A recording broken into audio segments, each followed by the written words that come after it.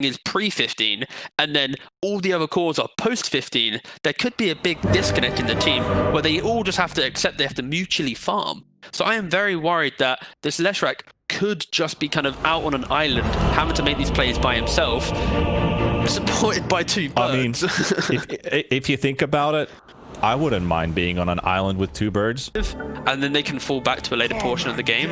But Yellow Submarines, they're basically always going to want to play defensive, never really make the clean move up until the point where they are itemized correctly. So that's going to be the window we're going to be watching for, is can mudgolems kind of punish that and then break apart Yellow Submarine. That's a lot to take in. That's Thank you. That's fine. No, I just wanted to clarify, because it's not all doom and gloom. It's just it's not. They had the same storyline in game 1 and it was very difficult, but they did find some incredible pickoffs. The key thing is, can they do that again when it's all around a core hero this time that needs to have a good lane and maybe could be punished from a key rotation? Yeah, I think the biggest thing for Yellow Submarine, maybe why they didn't get their last game rolling off so well. Like, this is not the main factor, but one of the main factors was 30 seconds to battle. They were shut down pretty early on. They had like their cores dying a lot, but still they did not give in to fear. Like, if we think about like the Nature's Prophet, he stuck to his item build and it started paying off in the end. Like it was a very low percentage that we might actually see anything come out of a hero that's died 7 to 9 times, but he proved us wrong. He was doing things. He kept to his item build. He didn't give in to fear. And Yatoro, he might just be a little bit too optimistic here. It's a close one, but he will live. He's got the look at his items, though. 3 tangos, a quelling, a stick. Oh, you're going to have to hug your tower, mate, for a very long time. Or your wyvern. Oh, he doesn't even have a Salvon wyvern. Oh, no. Did he just running back to lane? He's going to go meet his courier. He's going to go meet his courier and stand underneath the tier 2 for some additional regen. All right, so I guess this is an idea of, okay, Miposhka's not actually even walking into lane, so it's not even about one hero going in, Milan using his mana pool. He's running all the way back to base. Oh no, Yatoro. He actually is. Okay, he picks up the salve. He's okay. This was so bad. It's a rough one.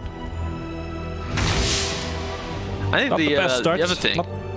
Yes. Sorry, I was going to say the counterpart is Axe Phoenix is actually a pretty cool lane, to be fair. Like, it is a lot of aggression coming out, so they didn't deal with the potential punishment of an Axe. Like we've seen, for example, on Nigma when they with Mind Control when he plays Axe, that teams love to punish him because it's like that's the one component in the draft. But in this game, I'm not seeing that instant, okay, this is how they'll punish the Axe kind of factor. So yeah, it's going to be, this will be the key lane for Yellow Submarines in my opinion. If Axe Phoenix have a good start and Leshrac can play well, that could be the start of your timing of that pre-15 minute. You play around these heroes, that could enable the Leshrac, start the ball rolling, suddenly you create enough space for your Spectre.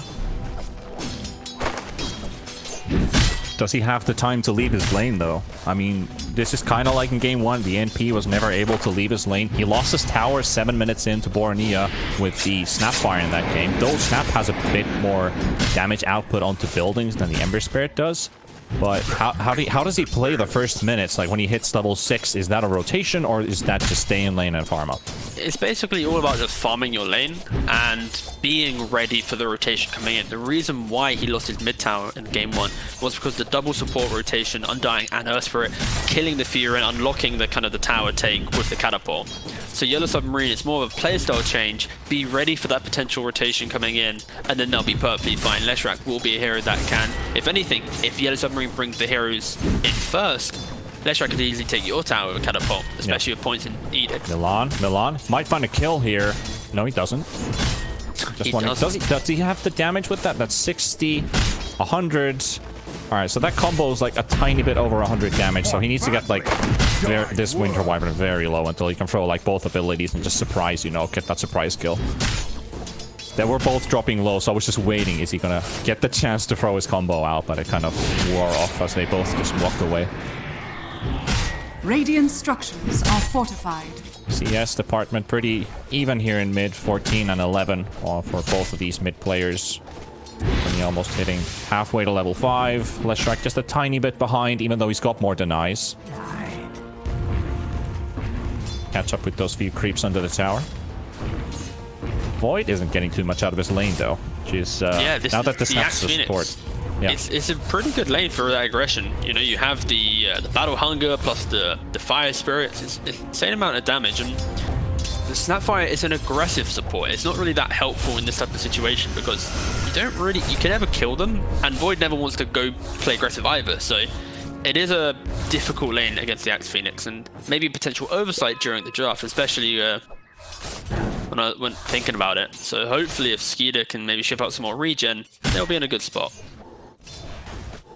Oh, Phoenix coming in mid, contesting the 4-minute rune. And it will be going for Mio, for Toronto, Tokyo. I think that's fair. I think that is fair. Normally a 50-50, you would want to, you know, who's had the better start to lane. But the fact that Yellow Submarine's lost game 1, I'd be a little bit, you know, annoyed if Borneo was able to get the regen rune. So I'm kind of happy that Yellow Submarine, they're getting at least one win, you know, today. The 50-50 rune.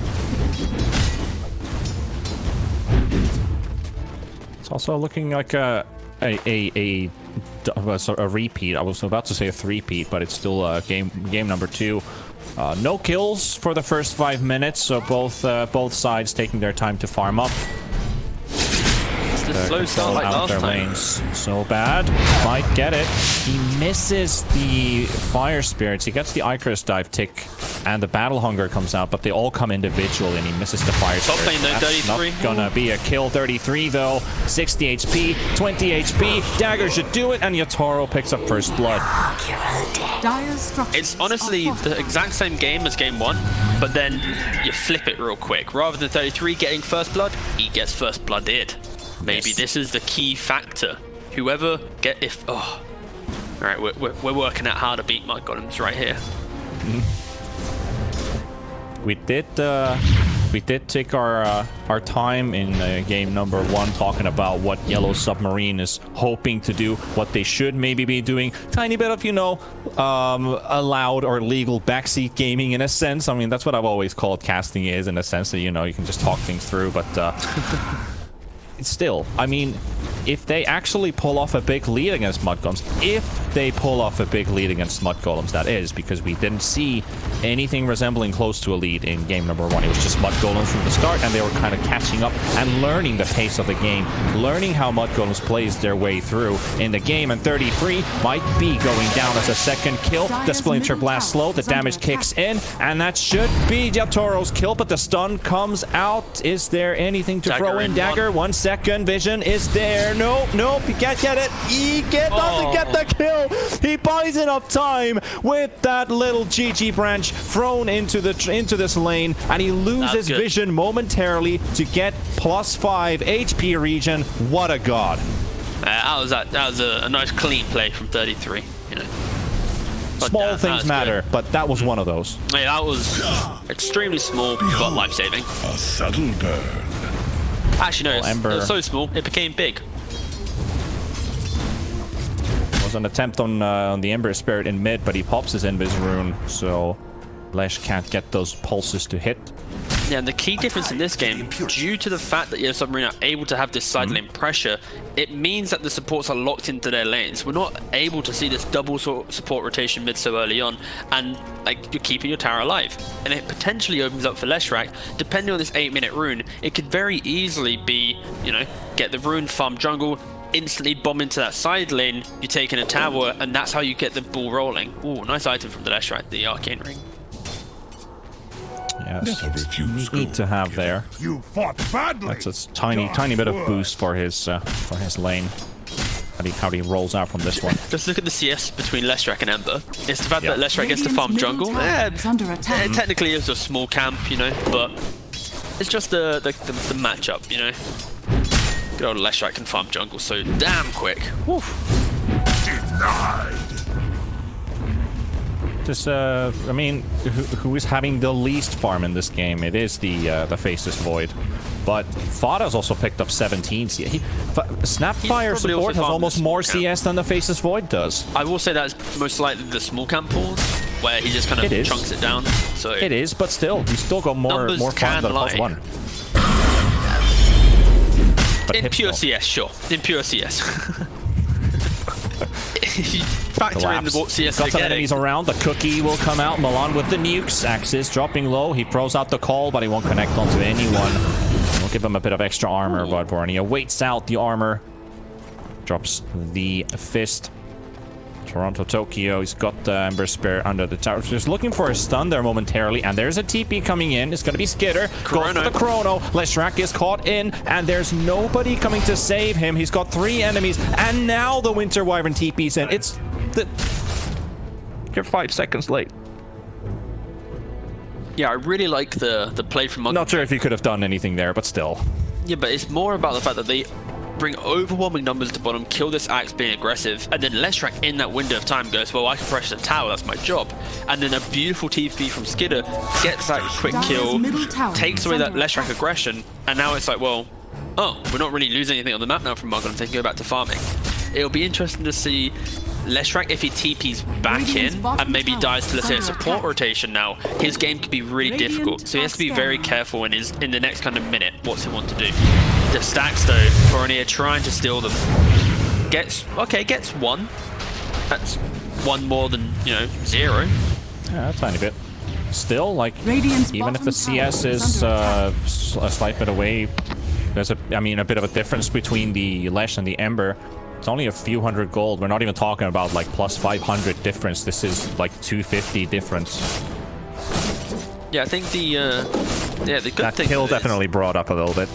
Yeah, but the kills realistically for Submarine, I don't think they care too much because they're not locked into these spells and timings. They can just run back to the lane, right? As long as they don't get too over aggressive and try and barrel back into the same position and die again, then perfectly fine. Like, look, you got Axe pressuring bot again. Let's right back to farming mid.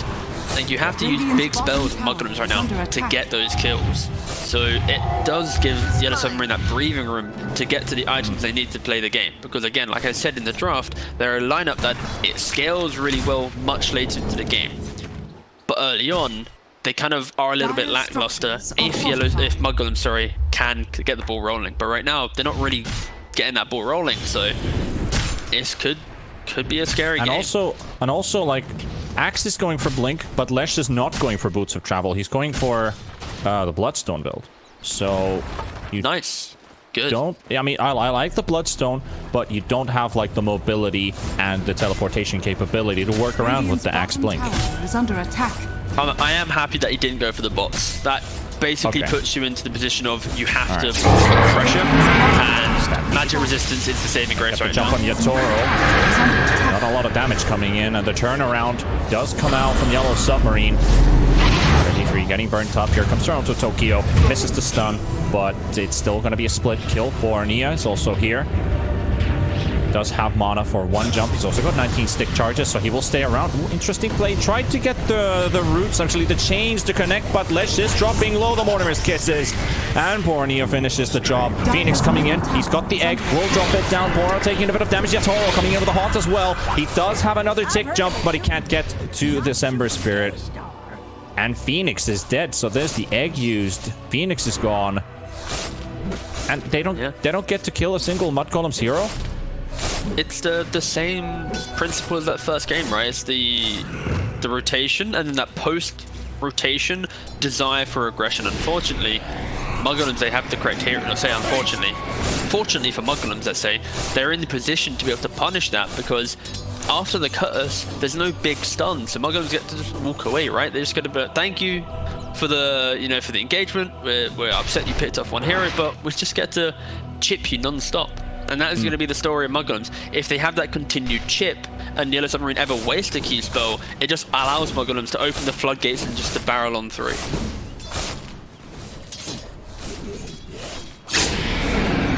"12 minutes in with Faceless Void now finally getting to catch up with CS. His team is making space, 4,300 net worth now. Only 800 behind the Spectre. Not too bad. It's especially since they haven't died. And this is the smoke for the Axe Blink. And Ember Spirit is the key prime target for it. But he knows something fishy is up. Collapse, gets the blink in, and he misses it because Bora, he gets a tiny second there to react for it. He gets the chains onto 2. Phoenix keeping his teammates alive with the heal, and Skitter drops the chrono, hits 2, and there's the ulti coming from Sky, and Toronto Tokyo out, and Miposhka will get bashed up once. Will he get bashed up a second time? I don't think it's needed, because they will follow up with Fada coming in, and Bora and Skitter will take down the Wyvern and the Lesh. You gotta give it to YeS Submarine. They are really trying, but this just the small plays coming out from mudgolems are just styling on them. You think about the branch play top, the sleight of fist in mid. Like these small plays are like, well, your aggression is good, but we're just gonna, you know, do that extra little bit of something. And again, Skitter, the right place, right time, comes in with another chrono.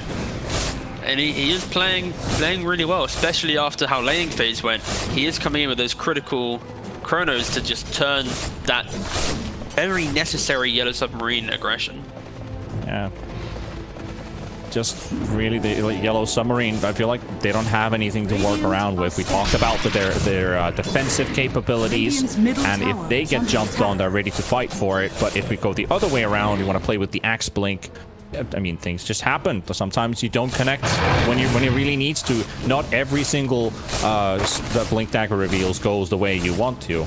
There's obviously going to be times when you just miss and fail. Like that was like the reaction there from the Ember Spirit was mainly because he had vision onto the low ground. Axe was running a tiny bit faster than him. Axe's smoke broke in the middle of all the creeps. I'm not sure if he even realized himself that his smoke actually broke like half a second before he blinked in for the call. And Ember was just ready with his finger. Like, okay, something fishy is happening. I'm gonna run away, and then he sees the Axe is actually in vision of him, so he has the time to prep for it. And he just reactionary saves himself. But a rotation coming in top. Milan Vornia got 33 as well, and he's right next to Miposhka. But Miposhka instantly turns around. Though if he stays, he's in trouble. Yeah, well, it's a good move from mudgolems. I like There's as no well, way the Wyvern was getting home from there. Yeah, just like how Milan as well, he didn't overcommit to that kill. You know, he didn't have to waste his Veil, he didn't have to waste his Mystic Flare. Sky's a hero that's very mana intensive, so he's like, well, we've got the kill. Let's chill. This is the call, but the instant TP coming in from Sky does cancel it though.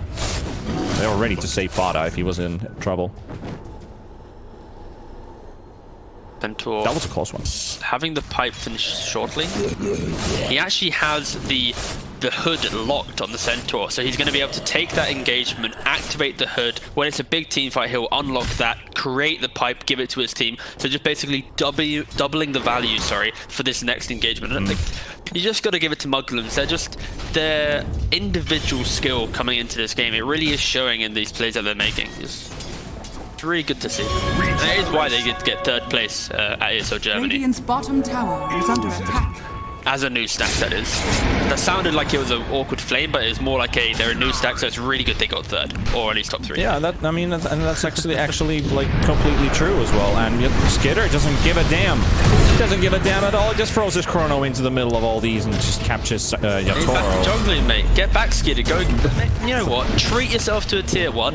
Then which way are you gonna go, Skitter? Decide what you're gonna do. 33. Cookie collapse with the call. Centaur dropping low on HP. The dunk will come through. Let's track dropping really low. Skitter will go into the fight. He gets Winter's Curse as well. The egg will be thrown into the backline as well. Toronto Tokyo will go down to Milan. Milan is still on the top side of this fight. Verania, he will try to keep up the pressure onto Miposhka, but he's unable to take down the Winter Wyvern. And now Collapse has got his blink available. He's got a call available, but he gets Yuled up into the air. The Ember Spirit able to keep him away as he tries to run away. Collapse, does he have enough blink range? He does get the blink out, but the Remnant jump onto the backline, and Milan will take down so bad. And Borania just walks out from the south side of the stairs, just getting outstyled here by mudgolems.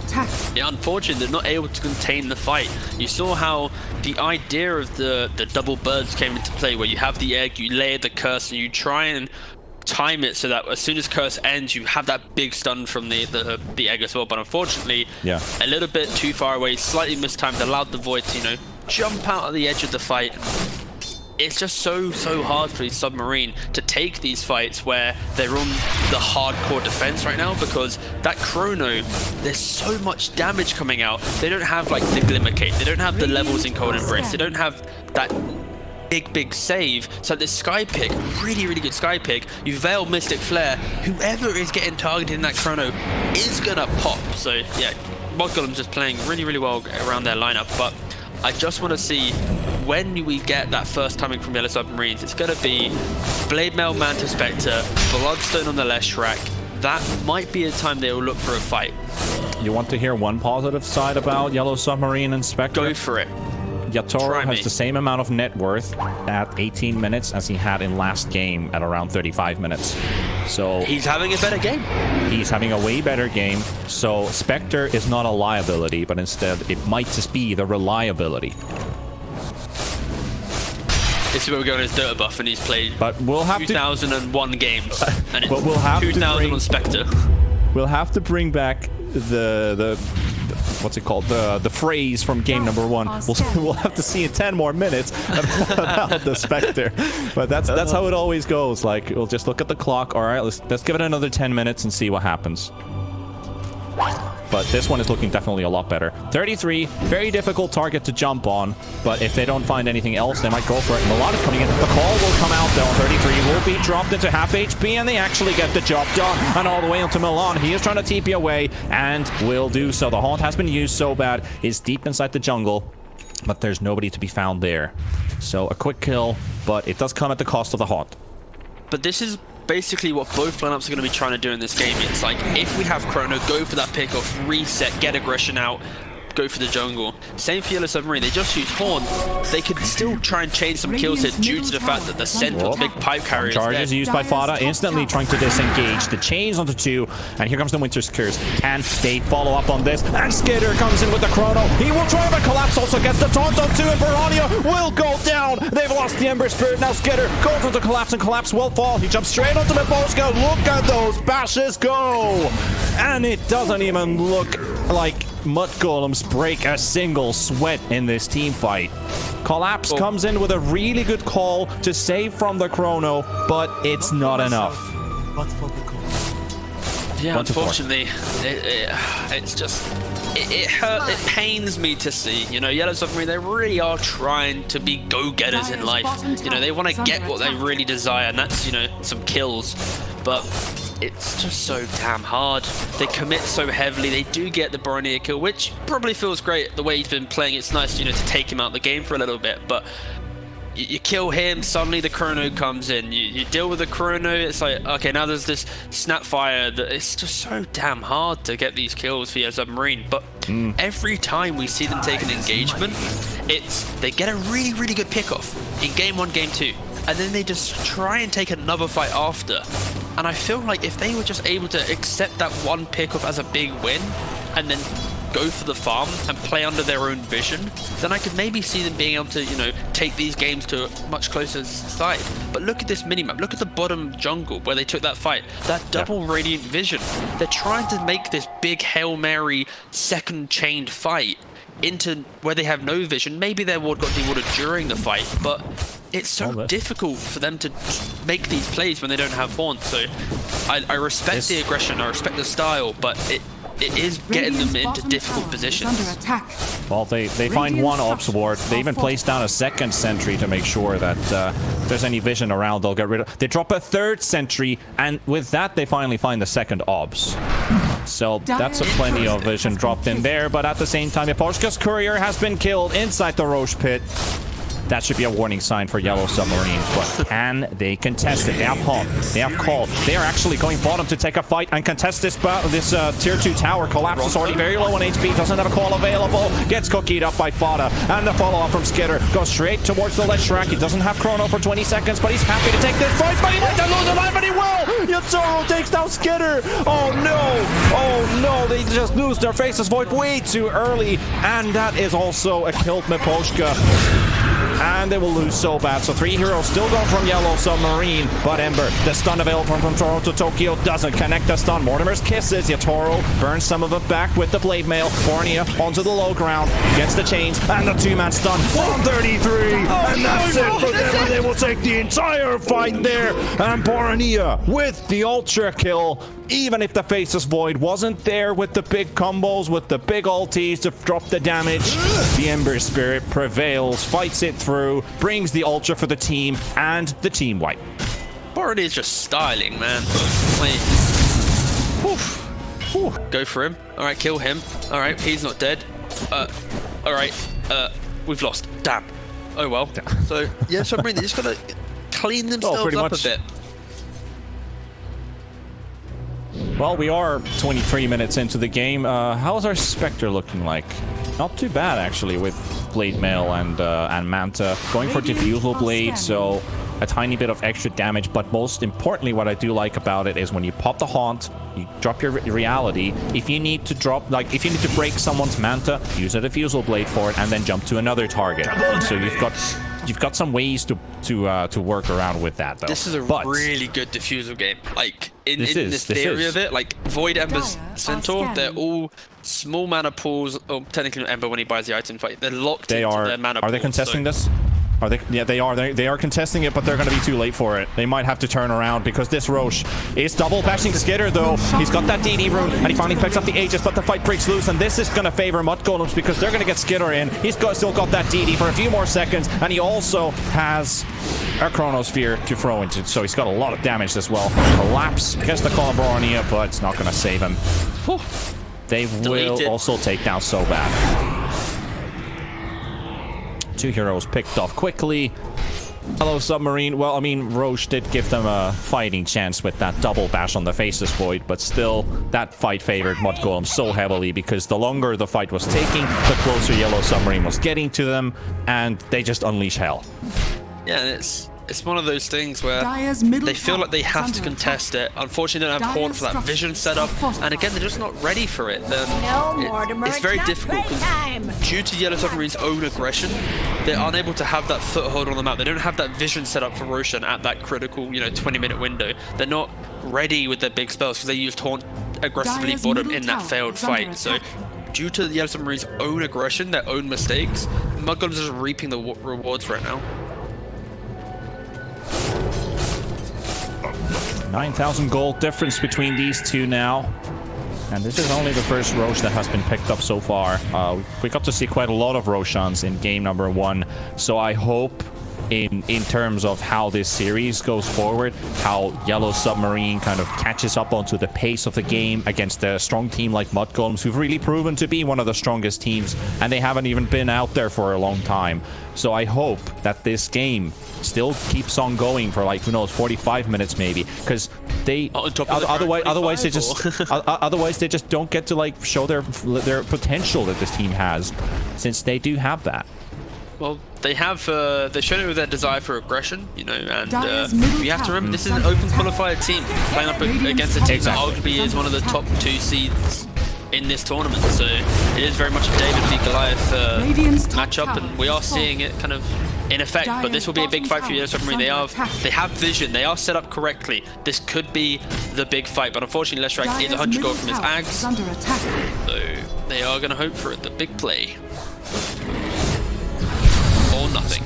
Snap doesn't need more than 300 gold for Aghanim's, and we're gonna get Gobble up back in the fight. Who are we gonna be gobbling? Who are we gonna be gobbling? Anyone, literally anyone. Just I just say that. Realistically, it's the Void for the free Chrono, Center for the free Stomp, or maybe even the Ember, so you have to save him a remnant, right? Yeah, I feel like Ember and the Centaur could be really good because that's a blink stun, and for Ember Spirit, it's just like that instant chains, and a remnant out, you just use it for vision. And a Radiant how Scan. sad it was for Yellow Submarine. No, like Radiant Scan top after the Yellow Submarine stood here for like a minute. So it's like the Ember's Burnie is not even going to go for this creep wave like that aggressively. So unfortunately, Yellow Submarine not even going to get a pick off due to their patience. Like, you do your thing, I'll do my thing, and we're just going to take a quick tier 1 tower because we can. Really good itemization from Skidder though. If you gloss over his items real quick, SMY Satanic against his Axe, against his real limited lockdown, he just opens up the game for him, where if they throw these stuns, he's going to tank through them for his team, and it allows for his Ember to have such a great game. It's why Boromir is playing so well, not only because he's goddamn good, but you know, Skeeter can now tank so many more spells. He might die, sure, but you know, it makes Boromir look good. Do you think there's ever a pro in history that has actively maybe tried to play a little bit worse to try and make a teammate look better? Realistically, that's obviously a no, but do you think anyone could use that excuse? Dire's bottom tower I don't know, is under maybe attack. Pylai die. I don't know. Radiant's top tower Yes, is the under attack. many deaths to then open up his Dire's team to farm. structures are Ace fortified. does Yes, look that could pretty be. good with 5 men, to be fair, right? Is under attack. You know, so Yeah. I could see it, maybe. I could see it. I could see that work. Who else? I mean, yeah.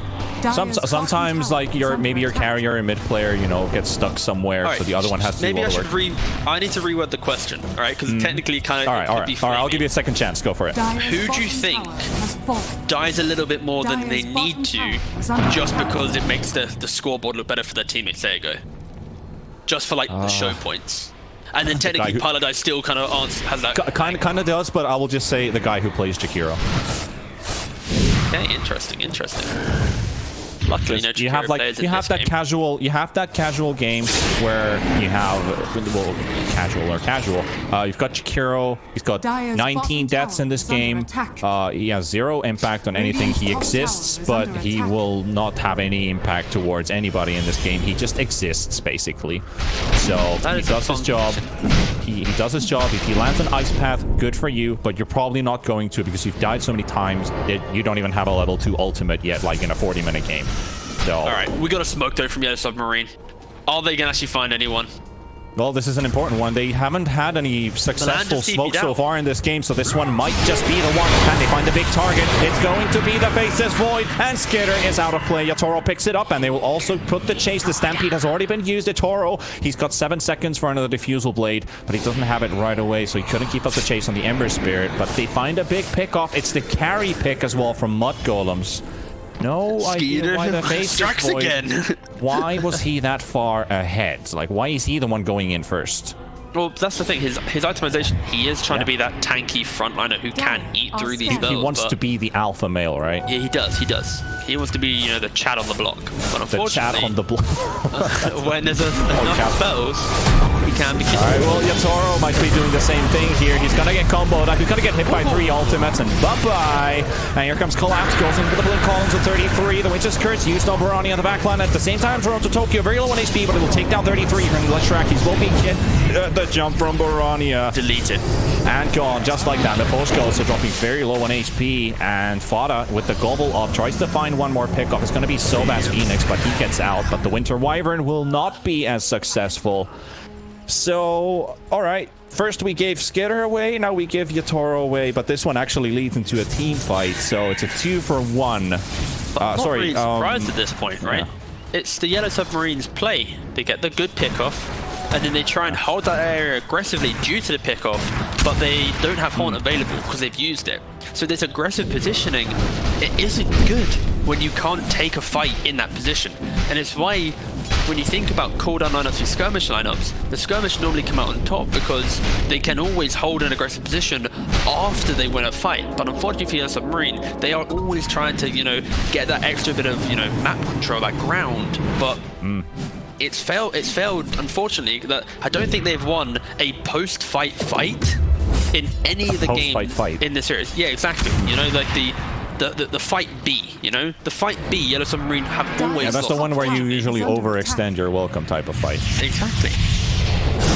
33, unable to get the catch onto Sobad. We'll get And the now push this top tier Mudgolems. 2. After that engagement, like you said, they take this top tier 2, and they're already back in this aggressive positioning. And maybe you could argue for Yellow Submarine, at least they got some vision out, but look at the map. There's no dire vision. Like this one cheeky mid ward. That's Oh, gobble up. the gobble up. And it will be landing onto the left track, but Toronto Tokyo trying to make some evasive action here. Tries to dodge the Mortimer's Kisses. Still 2,000 HP to work through, but Ember Spirit dropping low and just burns away. The Chronosphere's there, but it's not going to be a successful one because the egg goes off as well. Spectre trying to keep on Skitter. Skitter's got 100 of movement speed, but he does get the jump, and Collapse will follow up with another blink onto the Faceless Void, and Skitter will go down. Yellow Submarine. What is happening in this game? Suddenly, they take 4 and lose none. And they go for Roshan. They get their first Roshan. Their spells are up, Panda, that's why. Wow. Mudgolems, they jumped in very aggressive, and the key thing here is Boromir, he got controlled, sorry, he got locked down, and because he died instantly, you don't have this constant chip coming in, and the egg, everything just worked well for Submarine there, so Mudgolems with a slight mishappy positioning, especially for Boromir, who's played so damn well. Him dying at the start of this fight, it completely unlocked Submarine just to take it. And also you have the Haunt just picking apart the supports. Like, you don't want to play Skyraft Mage into Spectre, you know, 30 minutes into the game realistically, so he really is going to have to find a way to survive through these fights. It was an interesting moment there in the top side of the map. There was Collapse and 33. Both are going left and right, and then they're coming straight towards each other, and Axe goes for the call, and Centaur blinks away, and TP's home. He's like, alright, I've overstayed my welcome. That's like a 6-7k net worth swing. Whoa. And this is the type of lineup for the Submarine where if they get one more fight in their favor, then it becomes very much a cool. Mudgolems have to play for that cooldown, have to go, if Haunt's up, we can never take a fight, and it's going to be Yellow Submarine's game to lose, taking that, you know, that fight B, like I mentioned earlier. Quick reactionary play there, but nobody to be found. Gobble up. What is the cooldown actually even on that? That's like 40 seconds. Alright, so you can do it a decent amount of times. So Collapse will get to blink a lot more frequently than that, and Milan is out. Stampede is used, but Centaur will be caught with the rod. Ooh, does get the blink off in time. Still being chased up by the rest, and Faceless Void is around Collapse, finds 33. 7 seconds for blink, misses the call. Is he actually going to dodge all of these? No way. No way. All right, there's the stun. Bye, buddy. That was 2.5 seconds away from a blink dagger, but 2 pickoffs for Yellow Submarine.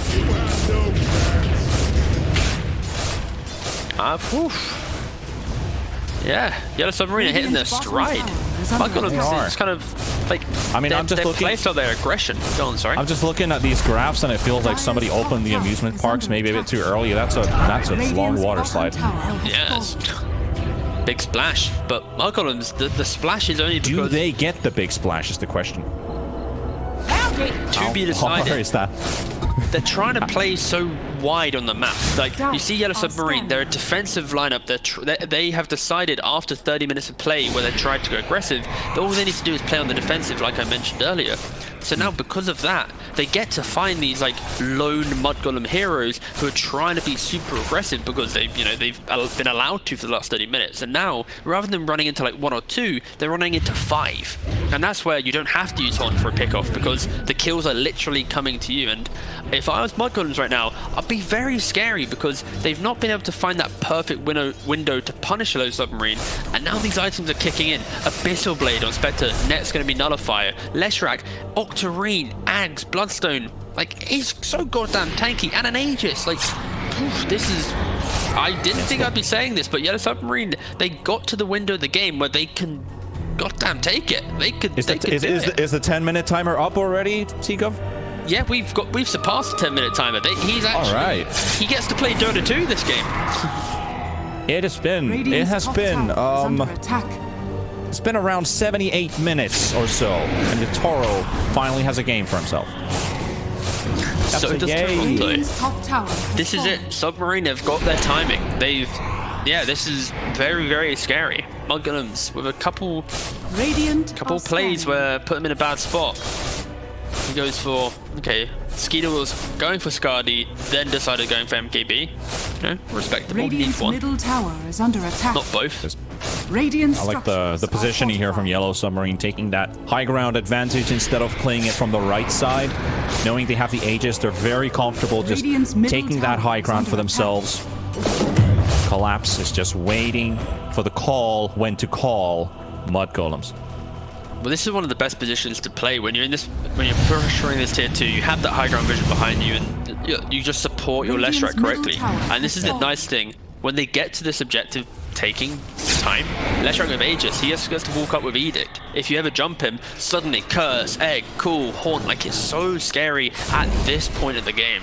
And I'm so surprised, honestly, to see YeS Submarine actually get here, because I thought mudgolems as a team would be able to pick apart this type of draft, but damn, YeS Submarine, they get some really good chain kills in. Collapse, he goes for the straight blink call onto the Snapfire Hawk coming out as well. Onto the back lines, they've also taken this Snap down, but they will also take down Milan. So they've already lost to YeS Submarine. They get the Winter's Curse and Baronia. He's all alone. Where is his backup? Where is his friends now? And here comes Skitter. Can't even get the chrono. He only walks in with a jump, and he finally lands it onto the ground at Toronto, Tokyo. He will live through it, and they just burn it all the way back. 33 is out. Skitter has to back away, and the buyback. And Baronia, he does have one remnant to jump with, but does he have more? No, he doesn't. 20 seconds without a remnant. You are gone. You're done for. He tries his best, but his life eventually runs out. And YeS Submarine, I've been praising these guys for a bit, and finally, I can be proud to say that they are in the lead for the first time, pretty much. Double birds. The double birds. I didn't think the double birds would be able to beat the golems, but they're doing it.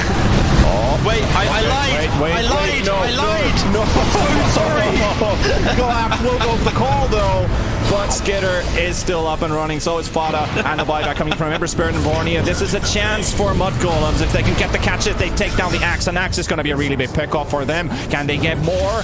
Because this is going to be very punishing for YeS Submarine. Feeling a bit too overconfident this time, and Lesh is out. 3 heroes gone. We have totally jinxed this game. It's the fight Got B. down at YeS Submarine. Fight B. Fight A good. Fight B bad. Fight B bad. No. In all seriousness, even ogres understand when to give up.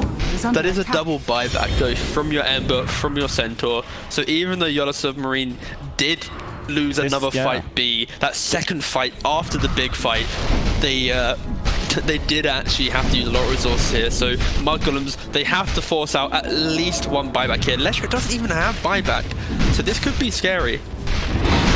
And this is actually the same as in game 1, because mudgolems were ending the game when they had 0 buybacks up, when YeS Submarine still had theirs, but they didn't have the NP to defend them that time. Now they're lacking several more heroes. Skitter holding the front line. He's got Satanic, pops it up, regens up, and backs away. He leaves the tier 3 tower up, but they know they have a 5-minute window with no glyph if they want to go for a quick push play. They don't have to do it now, but they have 5 minutes, so they've probably written that up somewhere. Do you actually write some of the stuff up? I mean, every team doesn't actually do that. Some teams do. All right, this is where you got to give a big shout out, I think, to Kezu, because he is like the goddamn best player for typing up every single critical timing for a game. You know, like Roshan, Spell, like he's you know on the ball for it. And personally, I think it depends on how keen I am on winning the game.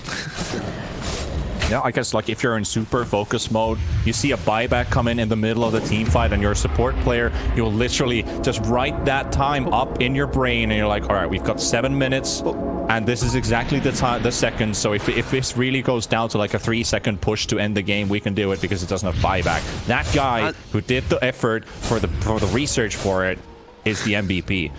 Well, the key thing as well is in a competitive game, you're not really, you know, pinging items, typing, it's a lot more verbal, right? So it opens up your text chat to be useful. So simply selecting time and pinging like Spectre is missing is translated in like dota2 to be Spectre's buyback, right? And then during the downtime, someone can write it up, right? So I think that's the main difference, where in a pub, it's very hard to have these timings cleanly done outside of you literally typing it in the moment. Because, again, like I said, that text chat in a pro game, very, very chill. Unless you're OG, you're spamming your chat walls and just having a good laugh. But oh, yeah. But anyways, mudgolems during that chat. They smoked up, looked for a pickoff, weren't unable to find it. But the key thing is, they know that right now, due to the Spectre being an absolute raid boss, they cannot hold such an aggressive position because one horn pick apart the positioning, Axe comes in, the fight could be already lost. And mudgolems respect the fact that YeS Submarine are now ahead in the team fights. If they fail the pickoff, instantly back, retreat, you know?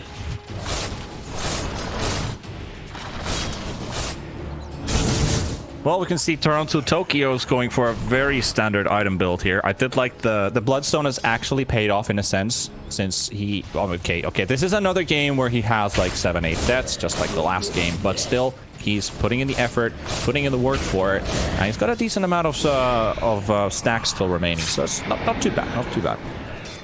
He's going for I haven't seen Leshrac pick up an axe. I also haven't seen much Leshrac, to be fair, but big fan of it. Just like you pressure roll. Oh yeah. It's like so much more damage coming out, especially when the Void, if he jumps into in Chrono, doesn't have that BKB up. Not only are you eating through an Edict, through a Pulse Nova, you also have this Lightning Storm just chaining over the top of it. So really good items. Yeah. And like, what? Okay, I did not even realize. Leshrac has 4,500 HP. Like, what? Man, he's got the Witless Shaco. He's got a Witless Shaco. I know, but 4,500. Look at all of his items. What? Yeah, he's got the big boy items, the Octarine, the Bloodstone, the Axe. These are like, oh, big items. I don't know why I went to that expression of itemization, but you get it. I just like this point. This is like the beauty of Dota right now. You know, 40 minutes into the game, both teams can easily win a big fight if they get the correct jump. If we get that big chrono, but they're just respecting each other. They're pushing out lanes, playing defensive. Oh, it's like who buckles under the pressure first? Will it be the team that just came third, the open qualifier team? Like, oh, it's. Whew. All right. Well, Roche has been started. This couldn't be any tighter than it is. 8,000 HP, 7,000 HP. Skitter walks in, gets the cookie, and Leshrac, he finds out it's raisin and not chocolates, but Skitter is actually dead. He goes for the buyback instantly on the Faceless Void. 33's career dies in the midst of all of this, and this Roche pit is still being contested. 3,600 HP. Very big pickoff for YeS Submarine. 33 prone inside the Roche pit with the gobble up. I just Skitter's mildly wait for it. Me. Just wait for it. Do they see the Lesh? There they go. Oh, what a stun! Oh, he pops the A on this, only on the Ember Spirit, but still something. Lesh taking a lot of damage, but you do have to remember he's got a lot of his Skitter. Doesn't from the Chrono. Now he does, and he only catches one. It's got to be the Leshrac inside of it. And dropping really low on HP in the backline. They also get some hits in, and Bad will throw in the egg. And at the same time, the Winter's Curse onto Barani, to 33 for isolated from the fight. Entirely Skitter will go, and they will take down Toronto. Tokyo will go with the buyback instantly to the fight as well. Skitter dropping really low on HP as this Faceless Void has to jump away back to safety. Baronia coming in with another jump as well, and they might take down the 33 cents, or they will, and they will take the road. And Skitter will take it onto the Faceless Void, so he's on a buyback right now. He really needs it for himself. They will lose the Snapfire at least, and Mudgolems instantly disengage. They force the buybacks. Nobody has a buyback right now. That was actually 3 kills, 3 buybacks onto 2. That was a beautiful fight, though, from mudgolems, in the idea that 33 moves around the Void. He hit such a large stomp on the backlines. It allowed for them to get onto this Leshrac with this this one-man chrono. Yeah, I saw that. I saw that hammer, the Havoc hammer on the backline, but that was a 3-guy stun. Yeah, it was beautiful, and it allowed for this fight to go well. And it's that chip damage that mudgolems are able to use. They survive through the horn. That's the key thing. The question is, do they have anything left in the tank to actually defend up against 5 heroes of YeS Submarine with this Leshrac just pounding at your towers? They don't have Chrono. It's like this game, this series, there's only so few words that you can say inside a team fight, because there's so many things happening all around from all these players, like especially that Havoc hammer hitting 3 guys on the back line. I was like, alright, I saw it. Okay, there's 5 things happening at the same time. When people are fighting in the back line, we see eggs exploding, Roche is still alive, Chrono, people dodging the Chrono, people getting hit by more stuns, and it's like, what is going on? Like, is this fight even going to end at any point? They will take the mid-racks, however, But there's now a big window to play out this game because you see the fact that Axe no buyback, Leshrac no buyback, Spectre no buyback, all causing it. Onto the high ground, they got the Witch's Curse straight onto Borania, and they are surrounding him. Snapfire coming in with a buyback to Fada. Can they save him? The Aeon Disc will keep him alive, and they also gobble off the Faceless Void. 5 seconds for the chrono. Can he find a big one? Yellow Submarine. They're going to be careful of the call coming in from Collapse as well. Ember Spirit dropping really low. Skitter will find themselves too, but he can't take down Miposhka. And Borania will finally go down. He also goes for the buyback. Collapse has got a call available, but he needs 3 more seconds for the blink. Milan is also caught inside, and then we'll take Milan down. Skitter, he's in the middle of Yellow Submarine, and Skitter, he's dropping low, 300 HP. Aegis is out of the way, but Borania coming in to intervene, trying to save his teammates. Yellow Submarine on the run right now. The stun connecting onto the Leshrac Toronto Tokyo. Will he go down? Yes, he will. Finally runs out of HP points, and Miposhka will be caught in the trees. Make it at least 2 final kills, but 3 buybacks from Mudgolems. Radiant's bottom So tower the is buybacks under now, attack. only Centaur has it for Radiant and only Wyvern for Dire. Phoenix might have it shortly. So if I'm Mudgolems, you see Leshrac dead for 110. You gotta run it down mid, lads. You gotta get yourselves together. What do we want end? When do we want it end? Just go mid. The end train is coming. They have a DD as well. Oh boy. Oh boy. Oh boy, indeed. High ground in peril for Yellow Submarine.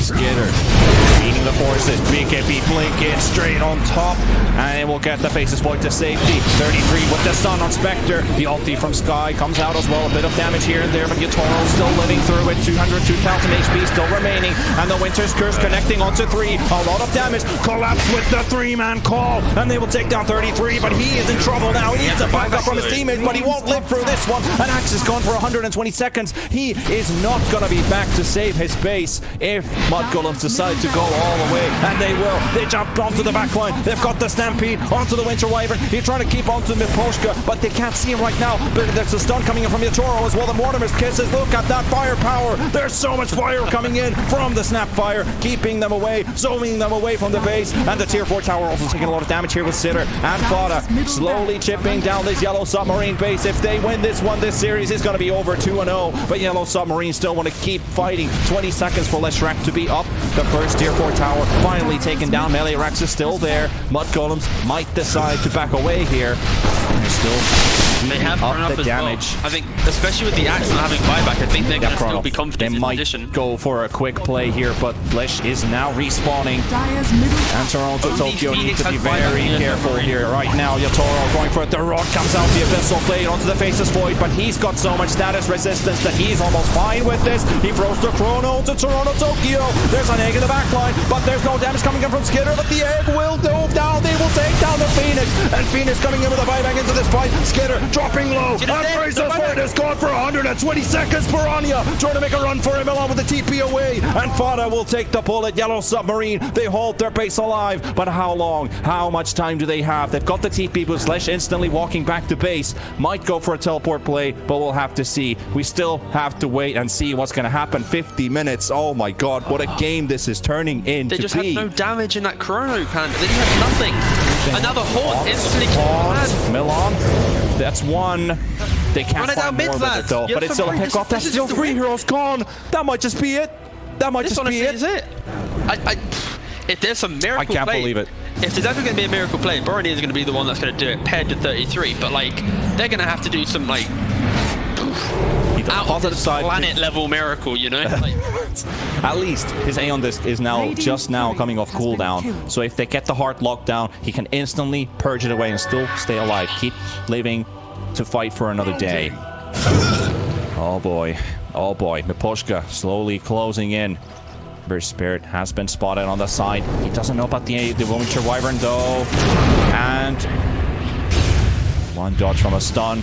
80 seconds for Sky.